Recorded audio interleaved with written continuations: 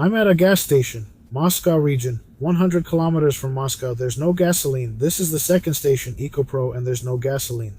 Novaya Riga only lets you fill up a maximum of 20 liters. Why is there no fuel, and why are these restrictions being introduced? Honestly, I didn't expect this to affect the Moscow region. Strange. After a new series of long-range strikes by Ukraine, a real collapse began in Russia, which is affecting more and more regions of the country. On the night of June 14, the armed forces of Ukraine attacked 14 regions of the Russian Federation. Security Service of Ukraine drones struck an oil facility in the Yaroslavl region of the Russian Federation, 700 kilometers from the border. The entire region is covered in black smoke and black rain has started to fall over the area. A few hours earlier, drones struck the Crimean Titan plant in Armyansk, as well as the Tamaneft oil and gas terminal in Taman, Krasnodar Krai. As a result, Zelensky clearly stated that Ukraine will continue long-range strikes in response to Vladimir Putin's personal refusal to end this war, and such attacks will only increase. As a result, even in Tatarstan, fuel rationing was introduced at gas stations. Before that, restrictions on gasoline sales were introduced even in St. Petersburg and Moscow. Now you can only buy 20 liters of gasoline per car per day there. In Crimea, the gasoline shortage has gotten even worse, and attacks on the peninsula by the armed forces of Ukraine have only become more frequent. As a result, information has emerged that Russia has begun to move the command of the Black Sea Fleet out of Sevastopol, and officers are already relocating their families to Novorossiysk without waiting for an official order.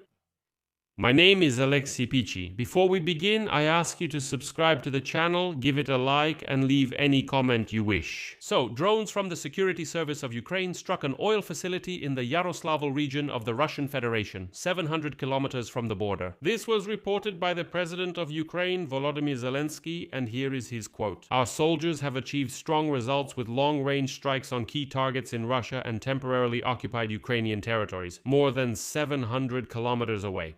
More than 700 kilometers from our state border, in the Yaroslavl region of Russia, SBU operatives struck. In Russia's Yaroslavl region, SBU operatives struck an oil facility vital to the aggressor state's reserves. In particular, as it became known later, the Tempros reserve plant in Rybinsk was hit, which is used to store fuel for the Russian army.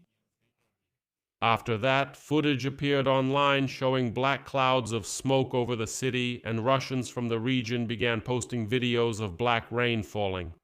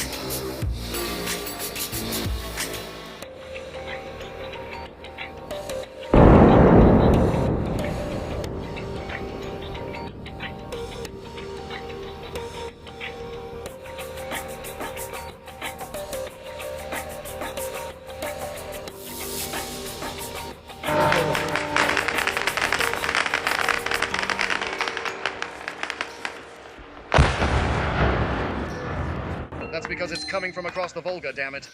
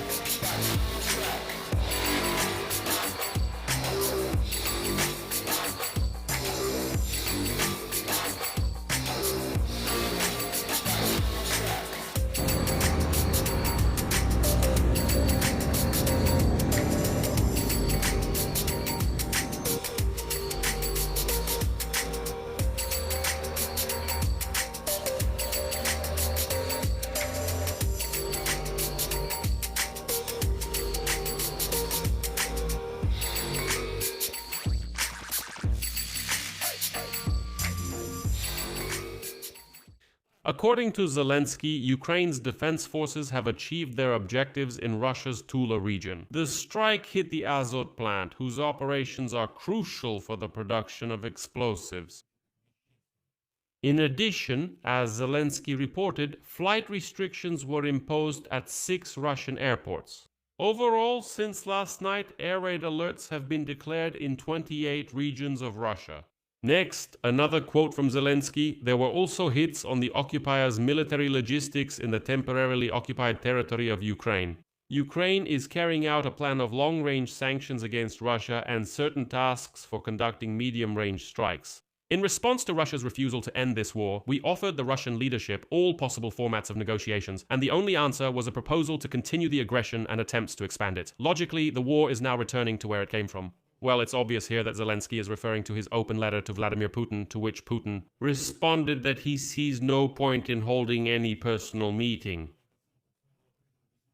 And in general, he refused any negotiations about ending the war.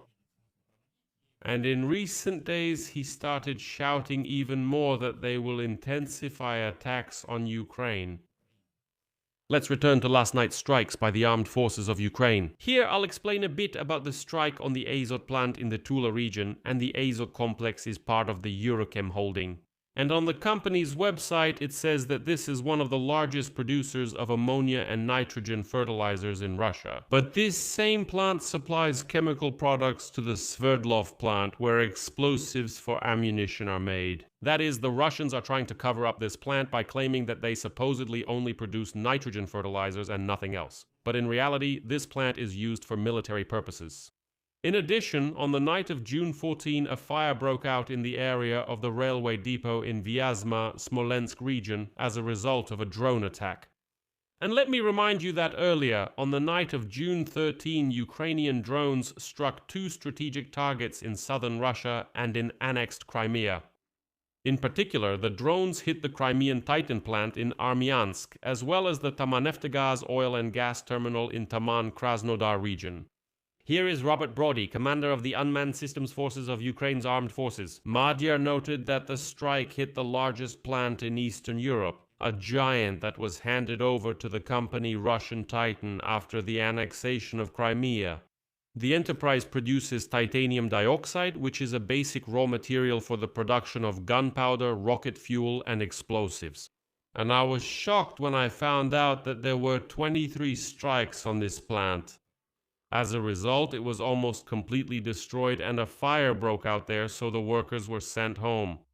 In the end, while Vladimir Putin was publicly assuring that there were no problems even in Tatarstan anymore.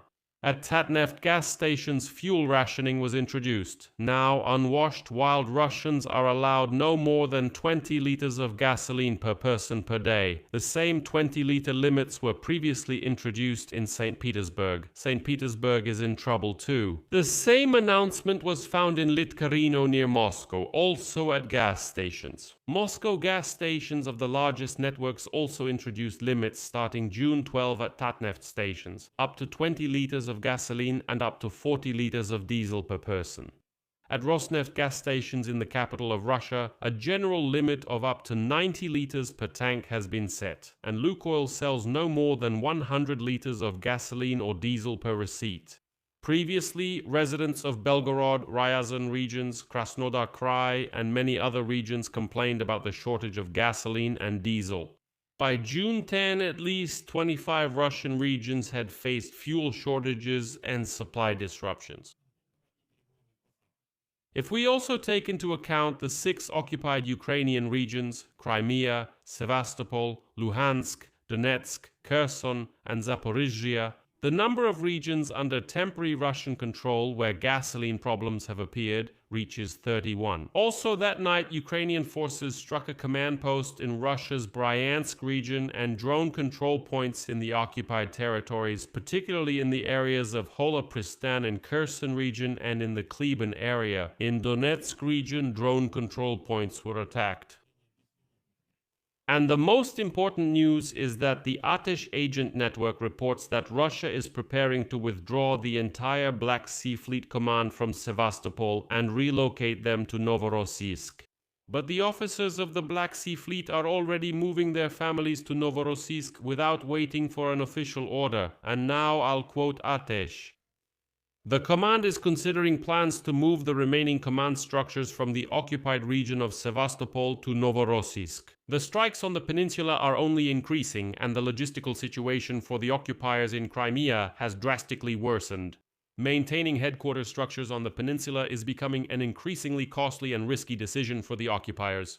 Judging by how the situation is developing, the coming months may be the most difficult for the occupying forces in Crimea since the beginning of the war. I'll leave it at that. As always, share your opinions and conclusions in the comments below this episode if you want to support the work of this YouTube channel. You can do this with any donation.